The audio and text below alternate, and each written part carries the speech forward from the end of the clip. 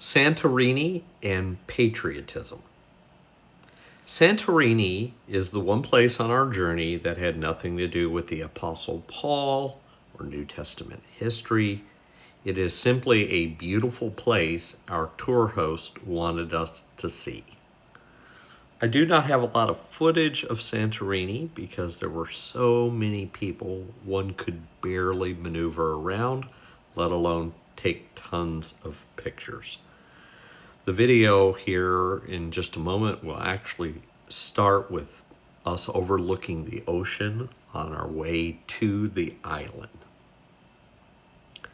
Santorini is one of the most beautiful places in the world, and so popular that to visit it is to swim through a sea of people. But it wasn't always like that. Until the 1970s, it was a sleepy little place with few visitors. But all of that changed when the island hired an advertising firm to show the world what it was missing out on. Some of the first people to take notice were from Hollywood, and they helped make Santorini a very fashionable destination. Santorini was already a stunningly gorgeous place, but it was many people's love for the place that made it world class. And all of this got me thinking about something G.K. Chesterton once said about how places become great and why some never do. Granted, not every spot on earth has all that Santorini has going for it, but every place has more than enough potential. But it takes one crucial ingredient: love. In chapter 5 of his book, Orthodoxy, Chesterton talks about patriotism, or a love for one's home. I have paraphrased Chesterton and changed two of his locations from early 20th century England to 21st century Tennessee. I'd like to read a little bit about what he said. He says, "Let us suppose we are confronted with a desperate thing. Say the housing projects on the wrong side of town. We'll call it Slumtown. If we think what is really best for Slumtown, we shall find the thread of thought leads to the throne of the mystic and the arbitrary.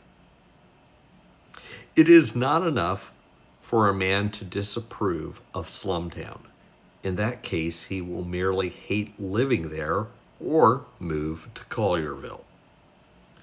Nor certainly is it enough for a man to turn a blind eye to the problems of Slumtown.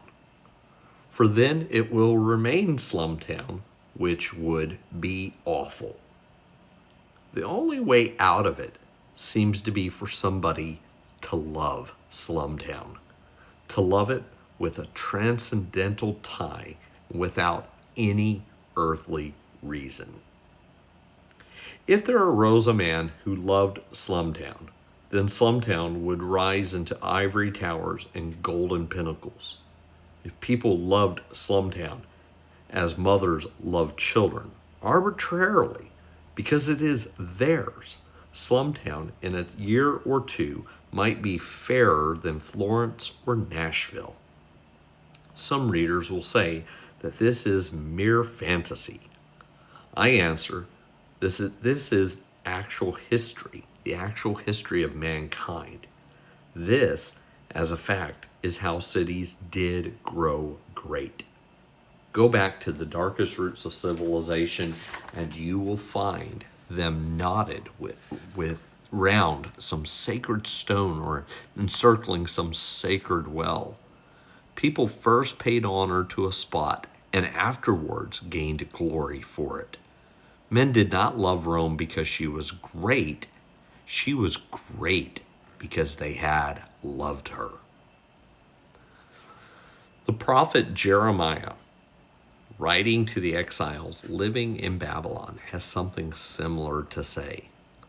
Thus says the Lord of hosts, the God of Israel, to all the exiles whom I have sent into exile from Jerusalem to Babylon: build houses and live in them, plant gardens and eat their produce. Take wives and have sons and daughters. Take wives for your sons and give your daughters in marriage, that they may bear sons and daughters. Multiply there and do not decrease, but seek the welfare of the city where I have sent you into exile, and pray to the Lord on its behalf, for in its welfare you shall find your welfare. Friends, as Christians, we are called to love our homeland, to love our places of birth, to love the places where we reside and work and play and construct a life. And as we love these places, truly love them, these places have the potential to become extraordinary places. Every extraordinary place you have ever visited was extraordinary in part because somebody loved it.